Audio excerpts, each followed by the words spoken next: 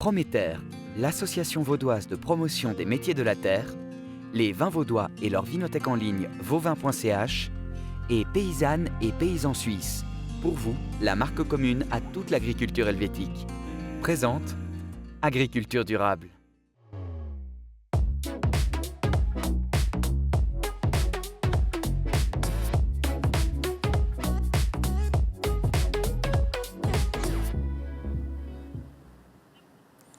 Bonjour à toutes et tous et bienvenue dans ce nouveau numéro d'Agriculture durable. Le printemps étant synonyme de fête de Pâques, nous avons choisi de consacrer notre dossier du mois à la filière des œufs et aux défis que représentent les œufs mâles.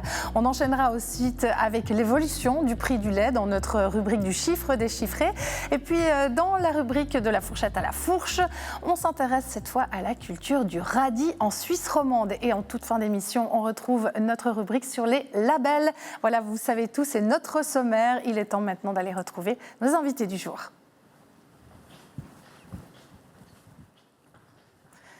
Bonjour à vous, bienvenue, merci d'avoir accepté notre invitation. Je commence par vous, John Moser, vous êtes député UDC au Parlement jurassien, bienvenue. Bonjour. À vos côtés aujourd'hui, Daniel Wurgler, vous êtes président de Gallo Suisse, bonjour.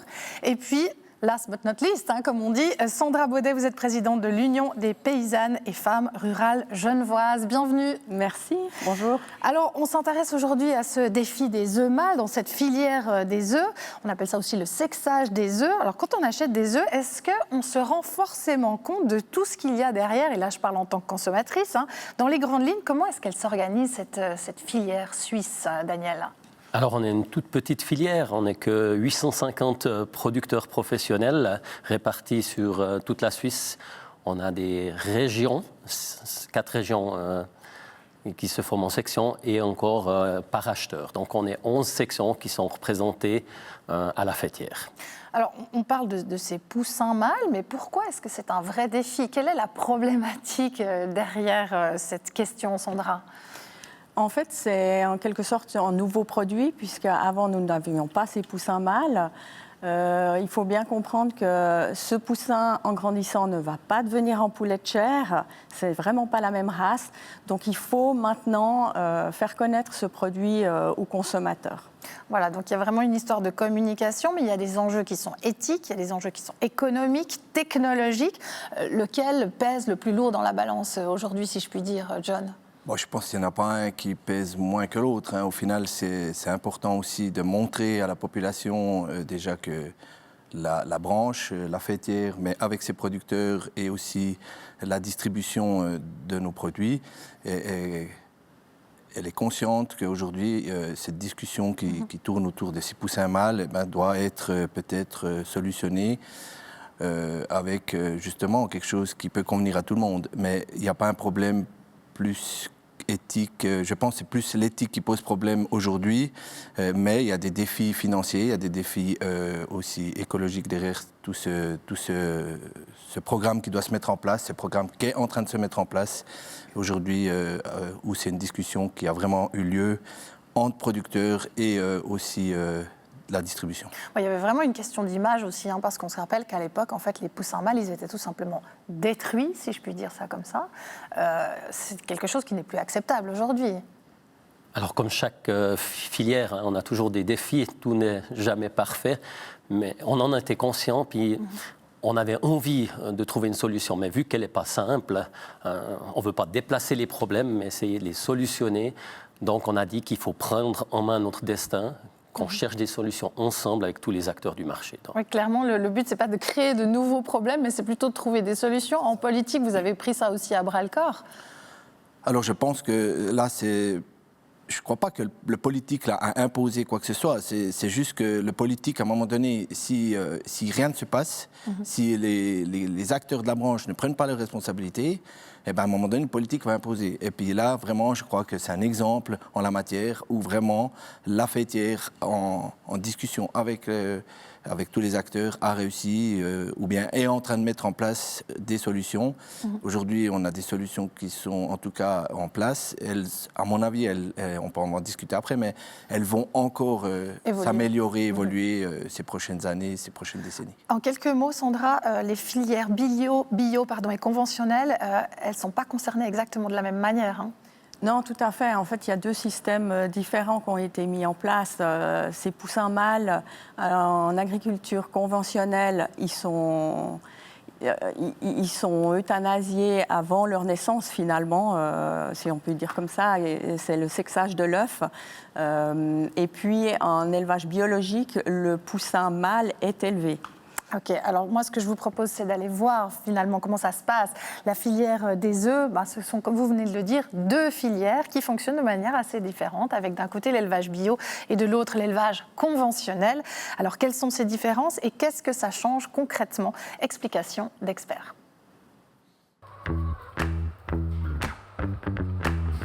Alors, il y a une distinction très importante à faire. Tout le monde mélange le poulet d'engraissement et la poule pondeuse. Il y a 60 ans en arrière, ces filières ont été séparées complètement parce que finalement, pour le poulet, on a sélectionné des poulets qui engraissent et qui créent de la viande. On peut utiliser autant le mâle que les femelles, donc le poulet n'a pas de problème. Par contre, dans la filière de l'œuf, on a sélectionné sur les œufs et les coqs pondent toujours pas d'œufs, donc il fallait trouver maintenant une solution pour ces mâles. Pour avoir des œufs de consommation dans nos magasins, il faut bien sûr des poules. Pour avoir des poules, il faut avoir des parents de nos poules, donc des œufs à couver qui sont fécondés. Et la nature veut que les éclosions, c'est 50% mâles, 50% femelles. Donc on ne peut pas sélectionner que des femelles. Donc de toute façon, on a 50% de mâles. Dans le monde bio, on a décidé justement d'élever ces mâles. Ils éclosent comme auparavant. Et on les engraisse pendant 8 à 11 semaines et on essaye de valoriser cette viande dans le commerce. Il y a encore une deuxième solution qui a été choisie, c'est la poule à 2 fins, c'est-à-dire on fait un compromis sur le nombre d'œufs produits et les mâles ont des bonnes qualités d'engraissement, donc on peut les utiliser presque normalement. Mais par contre, les poules pondent des œufs beaucoup plus petits et pas mal d'œufs en moins. Donc, c'est un coût important. Puis surtout, le consommateur trouve dans le magasin des œufs qu'il n'a pas l'habitude de voir, beaucoup plus petits. En conventionnel, on a très vite constaté que d'élever les mâles n'était pas réaliste et il fallait une autre solution. On a finalement opté pour une solution technologique de détermination du sexe dans l'œuf, le 11 et 12e jour d'incubation. Donc, on sort les œufs de la couveuse, ils passent dans un scanner, comme on connaît tous si on a déjà eu un genou qui est passé dans le scanner. On crée une image de l'intérieur de l'œuf et on arrive à déterminer si c'est un mâle ou une femelle. Les mâles sont alors éliminés directement et vont au biogaz et les femelles retournent dans la couveuse pour éclore une dizaine de jours plus tard. La machine n'est pas toujours parfaite, on a des erreurs et on a quand même quelques mâles qui éclosent. Pour ceux-ci, on a trouvé une solution très judicieuse parce qu'on a finalement un besoin de poussins comme nourriture pour les rapaces, pour les zoos qu'ils importaient des fois ou par le passé. Et aujourd'hui, on peut valoriser ainsi tous les poussins mâles qui éclosent encore. Tout n'est pas parfait, bien sûr, mais la méthode permet de garantir que le poussin ne souffre pas ou l'embryon parce qu'une étude scientifique le démontre qu'il n'y a pas de sensation de la douleur avant le 13e jour d'incubation. On est sur la bonne voie, on a fait un pas de géant en avant, tout en sachant que les méthodes doivent encore s'améliorer, mais on est sur le bon chemin pour un avenir plus durable. On l'a vu dans le sujet, Daniel, il existe plusieurs solutions, vous nous l'expliquez. Dans le sujet, élever les mâles, la poule à 2 fins ou le sexage dans l'œuf. Est-ce qu'il y a aujourd'hui une solution qui se démarque plus qu'une autre ? Non, justement pas. C'est des solutions différentes. Comme il n'existe pas de solution parfaite, je pense que c'est bien qu'on a trouvé des variantes. Et finalement, ça laisse aussi le choix aux consommateurs de choisir quelle solution est mieux pour lui, quoi. Alors, solution d'élever les mâles. Est-ce que le consommateur est au courant? Moi, personnellement, je ne savais pas nécessairement qu'il y avait plusieurs solutions. Hein. Alors, c'est toujours très complexe. Hein. Dans le magasin, on voit un œuf. Déjà que ce soit un œuf de la région, de Suisse ou importé, on ne voit pas de différence sur le produit lui-même. Donc, c'est vrai, on doit s'informer. Et c'est ce qu'on essaye de faire aussi. Et malgré cela, même si on ne le voit pas, on a essayé de solutionner ça parce que c'est un problème, je dis, éthique. Bien sûr. C'est un problème qu'on n'y pense pas quand on achète le produit, mais quand on y réfléchit, quand on le consomme, quand on échange ensemble. Et c'est là, puis c'est pour ça qu'on est là aujourd'hui, peut-être, pour expliquer tout ce qu'il y a là derrière. Et puis surtout, il demande aussi tout un travail en amont de la filière qui doit s'aligner. Est-ce que, Sondra, tout le monde a été d'accord de tirer à la même corde d'entrée de jeu ? Oui, bien sûr, parce que dès qu'on parle quand même du bien-être animal, les éleveurs, les producteurs, on est tous d'accord pour... Des nouvelles pratiques, c'est toujours une bonne opportunité. Donc, la question ne se pose pas vraiment. Dès qu'il y a une question d'éthique, on est pour. Bon, est-ce que c'est une problématique qui a été poussée plus par les producteurs, vous diriez, ou plutôt par la société? Qu'est-ce qui a donné l'élan? C'est un peu l'histoire de la poule et de l'œuf. Hein. On peut, effectivement. De toute manière, je pense que la question se serait posée un jour ou l'autre. Le consommateur suisse, il est sensible au bien-être animal. On a simplement pris les devants, je dirais, avant qu'on nous fasse une demande imposée. Donc il y avait vraiment cette envie, finalement, comme vous le disiez tout à l'heure, John, de prendre ses responsabilités de la part des producteurs? Oui, moi je suis convaincu que le producteur, il est la personne qui est le plus proche aussi du milieu, donc il connaît le milieu encore bien mieux que n'importe qui. Aujourd'hui, dans la population, vous pouvez discuter de la fin de vie d'une poule, vous pouvez discuter du poussin mâle. Beaucoup de gens ne se sont jamais posé cette question. Mais il y a des personnes qui l'ont peut-être fait, puis qui ont peut-être aussi un petit peu utilisé certains moyens de communication pour justement communiquer là-dessus. Mais je pense avant tout, les premiers concernés, qu'ils étaient conscients aussi qu'il fallait trouver un jour ou l'autre une solution, ce sont les producteurs. Donc je pense que les producteurs, là, une fois de plus, ils ont vraiment montré aussi qu'ils assumaient leurs responsabilités. Est-ce qu'on peut dire que du coup c'était une opportunité finalement et pas une contrainte de devoir trouver ces solutions ? Alors, je pense que le passé nous a marqué aussi, toutes les initiatives. Le monde agricole doit souvent se justifier. Et puis, ça, c'est souvent lourd à porter. On est très vite accusé. Puis, je pense que c'est aussi la raison pour laquelle on a décidé, maintenant, c'est fini. On a envie de prendre notre destin entre nous. On veut prendre les devants. Puis, aider à trouver des solutions. Parce qu'on est orienté solution. On aime nos animaux. On a envie de vendre un produit duquel on est fier, finalement. Donc, il y avait aussi tout l'environnement international, la politique, le débat était là, émergeait gentiment. Puis c'est vrai, c'était une volonté tout d'un coup de dire maintenant, on prend en main les éléments négatifs, puis il faut qu'on agisse au lieu de subir. Alors je vous propose maintenant d'aller voir sur le terrain comment ça se passe concrètement à la rencontre de deux agriculteurs fribourgeois, l'un étant éleveur bio et l'autre à la tête d'une exploitation conventionnelle de 16 000 poules pondeuses. Regardez.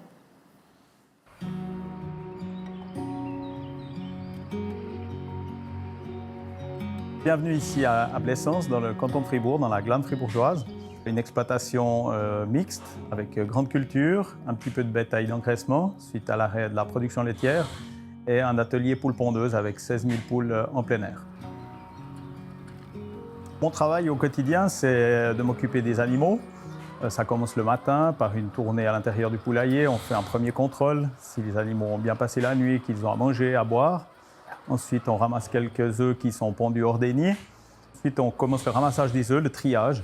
Et puis ça nous occupe environ 2h30 à 3h à 2 personnes pour trier ces œufs, les mettre dans les plateaux et puis les préparer pour le conditionnement pour que les camions viennent les chercher. Et puis suite à ça, on met les poules à l'extérieur. Elles ont un parcours de 2,5 mètres carrés par poule à disposition à l'extérieur. Et en fin de journée, on revient rentrer les poules à l'intérieur du bâtiment pour qu'elles puissent passer la nuit dedans.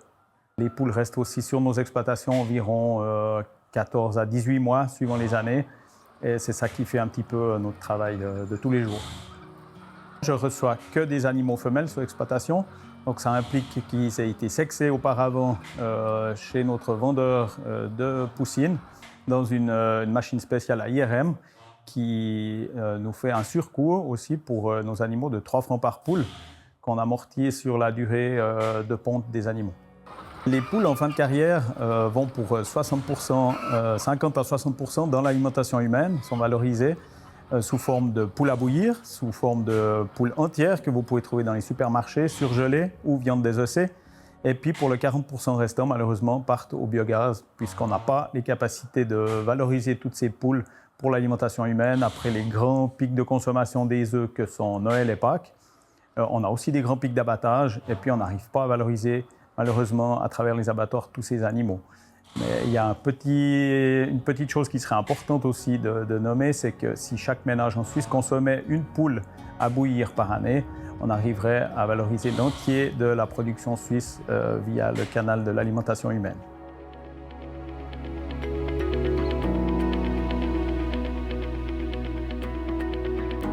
Bonjour, on est sur notre exploitation à Cugy-Fribourg avec des grandes cultures, des vaches mères, des arbres fruitiers, des baies d'aronia et depuis 2019 avec des poules pondeuses. On est en bio depuis 2014.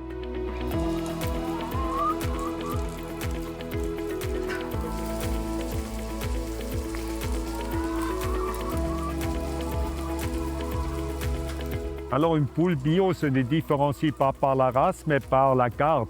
Donc elle est gardée avec un bâtiment qui a beaucoup plus d'espace.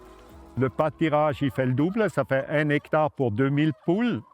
La poule bio c'est au maximum 2000 poules, donc pas jusqu'à 18 000 comme en conventionnel. C'est la grande différence et l'affouragement est dès la naissance. Déjà les parents sont des poules bio, donc et toujours le fourrage bio. L'œuf bio a un peu un autre goût parce qu'il est nourri 100% avec l'aliment bio. La différence est là. La courbe de production est semblable à toutes les poules. La différence est que nous timbrons les œufs, donc nous datons les œufs à l'exploitation en bio. Les répercussions financières commencent par la construction, le bâtiment plus conséquent, le pâturage plus conséquent.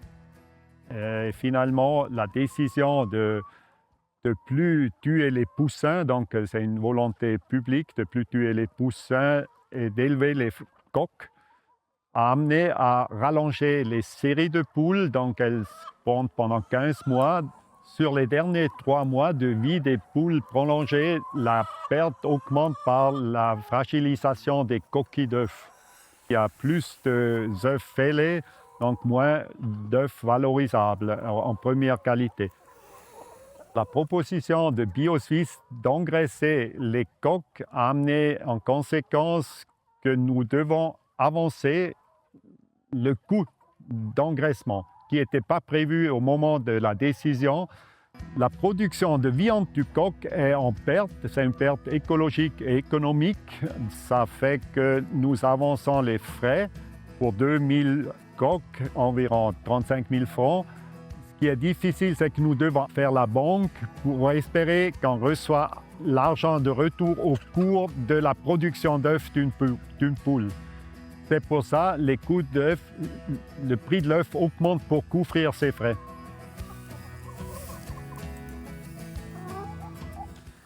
Voilà, on a bien vu de le reportage qu'on a 2 filières qui fonctionnent de manière assez différente. Alors, qu'est-ce que le sexage change concrètement pour l'éleveur, Sandra ?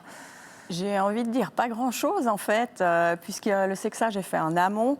L'éleveur va continuer à recevoir ses poussins femelles de en jour et le producteur va continuer à recevoir les poulettes entre 17 et 18 semaines. Donc dans la pratique quotidienne, ça change rien. C'est plus un travail qui doit être fait et qui donc génère des coûts. Oui, alors effectivement, là les coûts... L'IRM, tout ce qui est sexage a un coût, ou même l'élevage des poussins mâles a un coût. Oui, cet élevage des poussins mâles, qu'est-ce que ça implique concrètement pour une exploitation, Daniel ? Alors, il faut des infrastructures, finalement, il faut de la place, parce qu'au lieu justement de détenir seulement les femelles, il faut aussi les infrastructures pour les mâles. Il faut les nourrir et comme ce n'est pas les mêmes animaux, il faut les structures pour l'abattage. Et le plus difficile, c'est finalement, personne n'a attendu que cette viande soit sur l'étalage.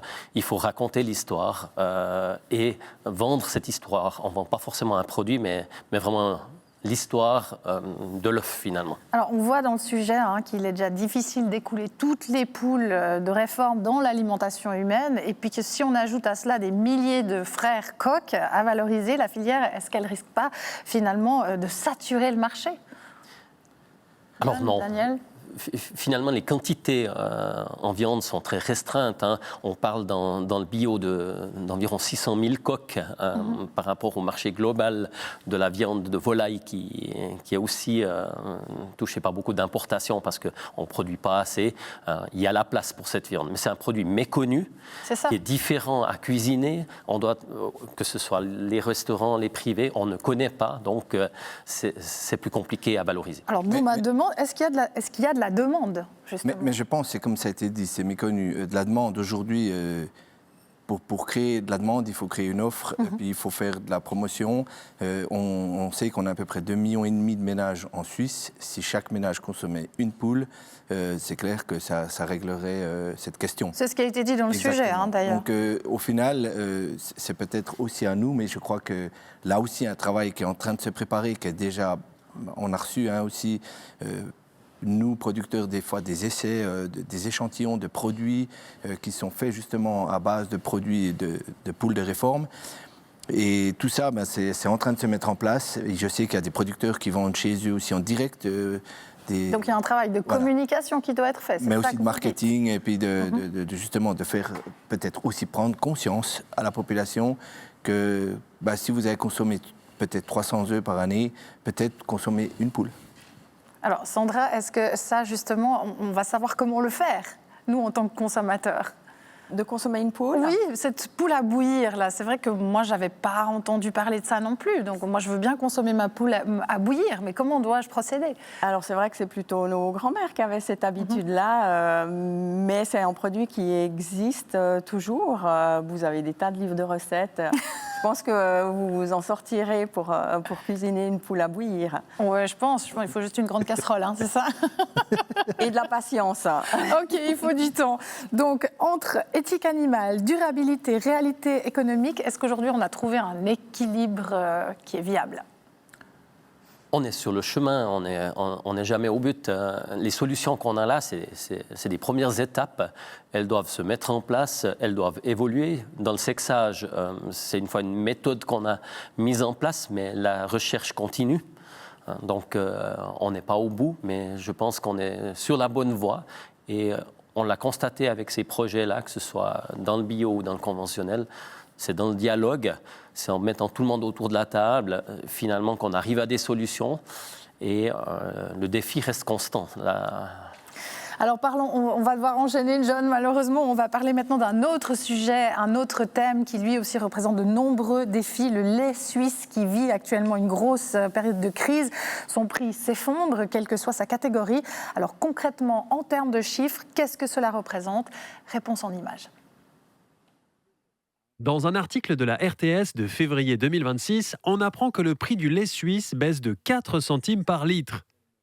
Un chiffre officiel, mais qui cache une réalité bien plus dure pour les fermes laitières. Ces 4 centimes ne concernent que le lait de segment A, le plus valorisé. Or, la crise actuelle concerne toutes les catégories du lait d'industrie dont les prix s'effondrent. Pour mieux comprendre, ce lait est segmenté en 3 produits, A, B et C, en fonction du prix et des quantités. Le segment A est le lait à haute valeur ajoutée pour le marché suisse. Le lait du segment B est soumis à un prix à valeur limitée avec une part conséquente de produits exportés. Et le lait de segment C permet de désengorger le marché. Il correspond au prix mondial et est destiné à l'exportation.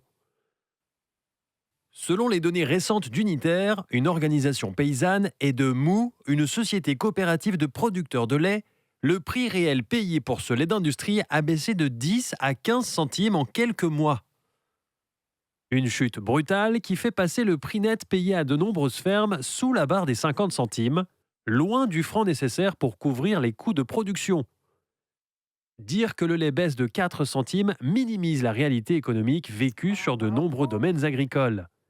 La crise du lait ne se mesure pas au prix indicatif, mais aux revenus réellement perdus par les éleveurs et les éleveuses. John, est-ce qu'on peut encore parler vraiment d'un prix du lait ou est-ce que c'est plutôt une multitude de réalités différentes ? Non, pour les agriculteurs qui produisent du lait, c'est une réalité, hein, le prix du lait. Donc c'est quelque chose qui pose un sérieux problème aujourd'hui dans le porte-monnaie des agriculteurs de lait, principalement ceux qui font du lait, je dirais, conventionnel pour la grande distribution. Comme on a dit là, les A, B et C, c'est les segmentations.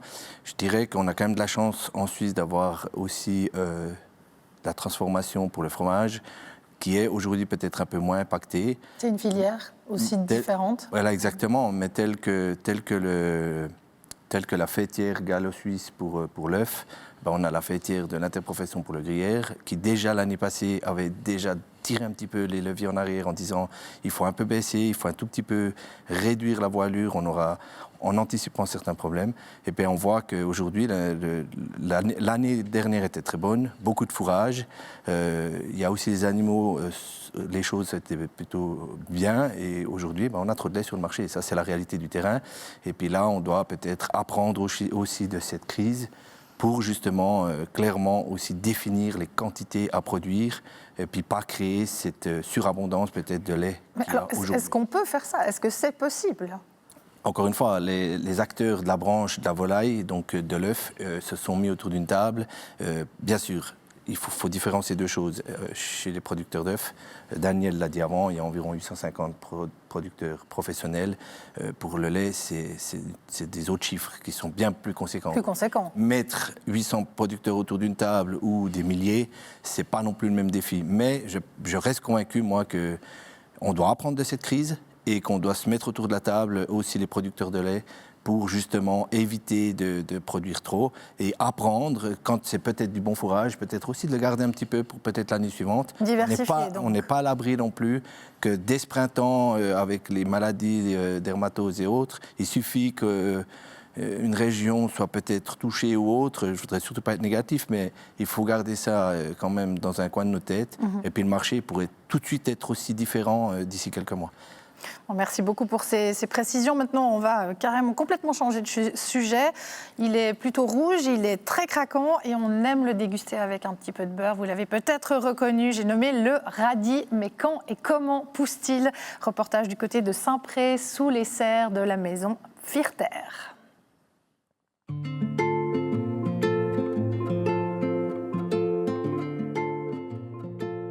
Le radis, c'est un légume racine qu'on mange essentiellement cru. On l'aime bien parce qu'il est rouge et ça amène de la couleur dans nos assiettes. Et aussi, ce qu'on adore dans le radis, c'est son goût croquant et frais.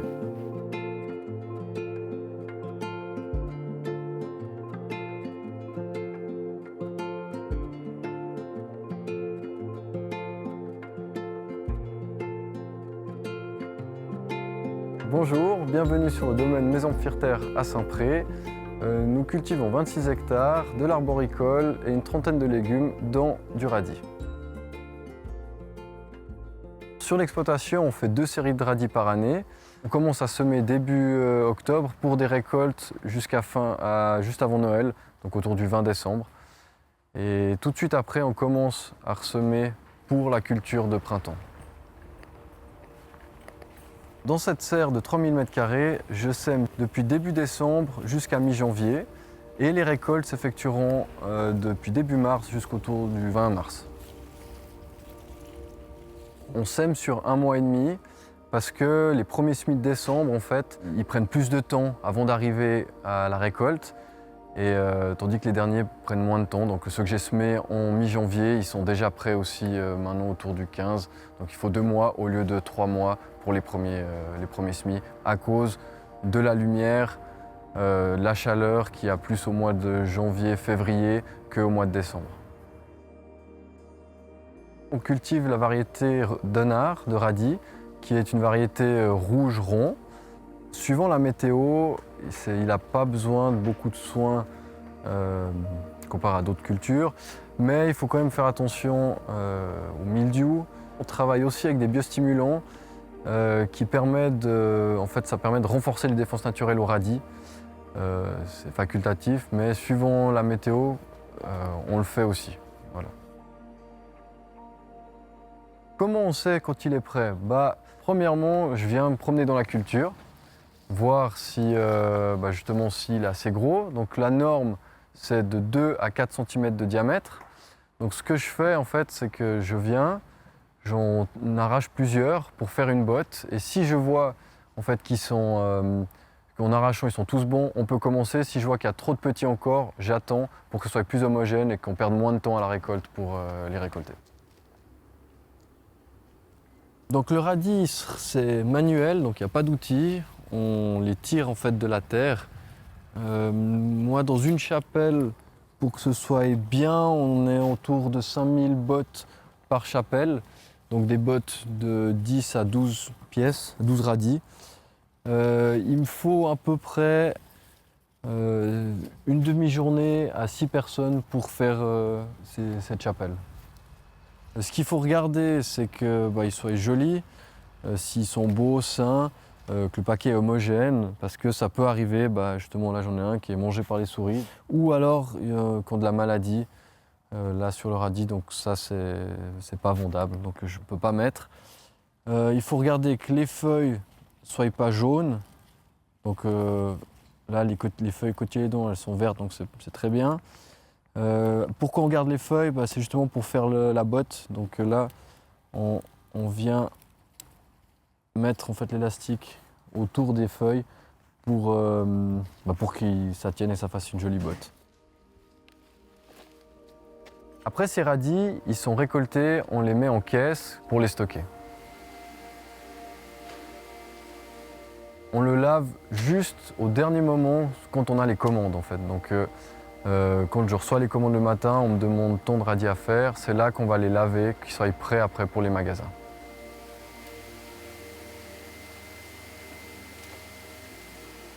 Alors, chez vous, les radis, vous pouvez les garder entre 3 et 4 jours, idéalement dans un cornet plastique. Et pourquoi en fait le radis il pique ou il pique pas? En fait, c'est à cause de l'arrosage. Donc, si votre radis il est assez arrosé, il aura moins cet effet piquant que s'il est plus sur le sec. Donc c'est pour ça qu'en été, on a des radis un peu plus piquants qu'au printemps ou en automne.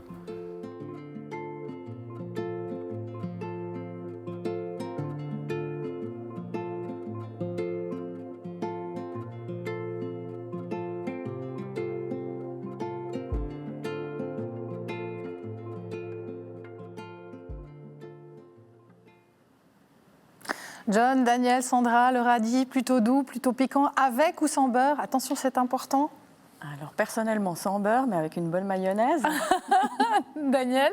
Pour moi, il peut être un peu piquant. Là, il est parfait avec les asperges. Une petite salade d'asperges vertes avec un radis, c'est parfait. Et John, finalement? Je ne suis pas très légume, mais un bon petit radis dans une bonne salade verte, ça va toujours bien. Ça passe quand même, Voilà. c'est croquant, c'est joli. Très On voit dans le reportage, c'est quand même une culture qui demande beaucoup de travail, beaucoup d'investissement, beaucoup de temps. C'est entièrement manuel. Est-ce que c'est encore la norme en agriculture maraîchère, John? Moi, je pense que c'est important qu'on ait des maraîchers en Suisse, aussi pour une production indigène. Et moi, j'encourage aussi des jeunes qui veulent se lancer de tenter peut-être aussi cette branche-là. Il faut être motivé. Hein. Mais il faut être motivé, c'est du travail, c'est clair, c'est du travail, comme ça a été dit dans le reportage. C'est très manuel et puis il faut de l'huile de coude pour y arriver. Mais c'est quelque chose, je pense, il y a aussi un marché là derrière. Sandra, je vous entendais pendant le reportage dire « je sais pourquoi je ne suis pas maraîchère ». Oui, effectivement, les voir à 4 pattes toute la journée pour ramasser, ils ont énormément de mérite. Mais ça reste en métier passion aussi, j'imagine. On est bien d'accord. Hein. Et puis, ce qu'on voit aussi dans le sujet, c'est qu'il y a beaucoup de critères de qualité qui sont très, très stricts. Est-ce que c'est comme ça sur tous les produits agricoles et qu'on n'en a pas nécessairement conscience en tant que consommateur ? Oui, on a des normes en fait pour énormément de choses. Donc tous les produits, et il suffit ensuite que vous ayez un label et il y a des normes supplémentaires qui s'ajoutent aux normes de base. Daniel? Mais la nature ne nous donne pas tout le temps des produits identiques, hein, que ce soit avec les animaux, les plantes, on le voit, tout n'est pas normé, mais à l'étalage, ça doit être normé. Donc c'est vrai, j'ai beaucoup aimé voir ce reportage. Là, on sent aussi la passion, le professionnalisme du producteur. Et c'est quand on va voir et quand on écoute justement les producteurs ou qu'on s'informe sur une production qu'on voit quelque part tout ce qu'il y a derrière, tous les défis et peut-être tout le travail qu'il y a derrière. Alors, on a vu aussi, au-delà du radis rougeron, il parlait d'une certaine variété dans le reportage, il y a d'autres variétés qui sont méconnues, anciennes. Est-ce que ça revient aussi sur les marchés ? Alors, je ne connais pas assez, mais je pense qu'il y a toujours des tendances. Finalement, c'est le goût. Pour chacun, c'est différent, mais si un produit est bon, ou bien c'est un goût qui est nouveau, qui intéresse, je pense qu'il y a toujours un marché pour ça. C'est la même chose avec les œufs aussi, blanc ou brun. C'est aussi souvent psychologique, émotionnel, et la plupart du temps, c'est simple. Si on connaît le producteur ou on sait comment un produit a été réalisé, souvent, il a meilleur goût. On est d'accord. Sandra, vous parliez tout à l'heure de labels, ça tombe bien. Il est temps de retrouver notre nouvelle rubrique consacrée aux labels agricoles. En tant que consommateur, il est vrai qu'il est parfois difficile de s'y retrouver parmi la multitude de produits labellisés en magasin. Alors chaque mois, nous accueillons un ou une représentante d'un label agricole qui vient le présenter. Et aujourd'hui, nous avons le plaisir d'avoir sur ce plateau Francesca Martini. Vous êtes secrétaire générale de Régio Garantie Romandie. Bonjour. Bonjour, merci pour l'invitation. Vous n'êtes pas venu les mains vides, je vois. Alors, en quelques mots, qu'est-ce que c'est que ce Régio Garantie et Régio Garantie Romandie ? Oui. Alors, Régio Garantie, c'est le label suisse qui garantit la provenance régionale des produits. Moi, j'aime bien dire que c'est une boussole. Elle ne donne pas le nord et le sud, mais elle donne la provenance. Le plus simple, c'est que je vous montre. Je prends là cette confiture. Vous avez une petite étiquette qui indique Fribourg, Régio Garantie. Ça veut dire que le produit vient de Fribourg. Idem pour d'autres. Là, on a des magnifiques madeleines. On a un petit logo, Vaud, certifié d'ici, Régio Garantie. Le produit, les matières premières sont essentiellement du canton de Vaud. Ainsi de suite. Pour ce qui est de Régio Garantie Romandie, c'est la fédération qui regroupe les 6 labels romans et le Jura bernois. Et notre travail à nous, c'est de mettre en valeur ces magnifiques produits. Alors justement, la philosophie derrière ce label, pourquoi est-ce qu'il a été créé ? Je dirais que la philosophie est assez simple. En fait, c'était de redonner de la valeur à ce qui est produit tout près de chez nous. En fait, c'est de remettre un visage derrière ces produits, parce que derrière chaque produit, il y a un producteur, un agriculteur, un artisan. Et ce qu'il travaille est important, c'était de lui redonner un visage. Et puis après, l'autre but, c'est au niveau des consommateurs, c'est de lui permettre de faire un choix en fait éclairé dans ses achats, parce que consommer ce qui est proche de chez nous, ça veut dire soutenir son économie locale. C'est bien évidemment de réduire les transports et puis d'avoir une alimentation qui soit plus de saison et qui a évidemment plus de goût. Est-ce qu'il y a des garanties avec ce label ? Alors les garanties, c'est vraiment la provenance. D'où est né le produit en fait et où est-ce qu'il a été transformé. Ça paraît assez simple, ça paraît bateau même, mais moi, quand on fait nos courses assez rapidement, c'est quand même assez un défi de savoir d'où vient quoi. C'est vrai. Nous, l'idée, faut lire les petites lignes. Exactement. L'idée, c'est qu'avec nous, on peut faire ça en un clin d'œil. On peut prendre le produit, puis si j'en reviens à ma confiture ou bien l'autre, mon cumin, tac, j'attrape. Ah, c'est du cumin jurassien, génial. Et la limite, elle est cantonale pour la plupart des régions. Donc, c'est assez simple de faire un choix rapide. Alors, dans votre cahier des charges, concrètement, le régional, qu'est-ce qui signifie exactement ? Alors, justement, c'est de définir une région. Pour la Romandie, c'est le canton, donc c'est quelque chose qu'on connaît, c'est très simple. Ça nous semble logique. Voilà. Après, on peut rentrer dans la précision. Ça veut dire qu'un produit brut, si on a parlé de l'œuf avant, l'œuf, ça veut dire qu'il doit venir de la région et il doit être aussi emballé sur la région.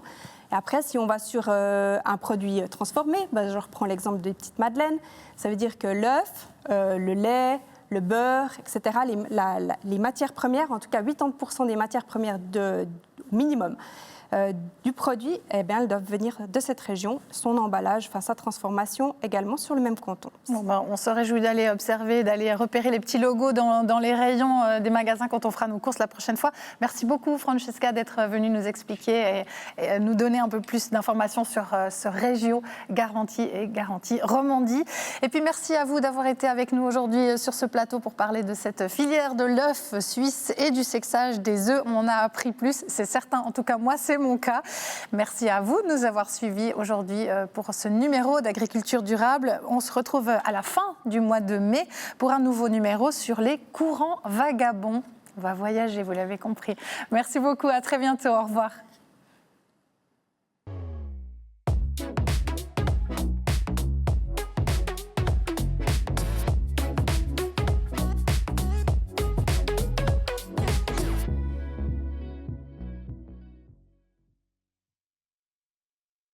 Prométer, l'association vaudoise de promotion des métiers de la terre, les vins vaudois et leur vinothèque en ligne vauvin.ch et Paysannes et paysans suisses. Pour vous, la marque commune à toute l'agriculture helvétique. Présente Agriculture durable.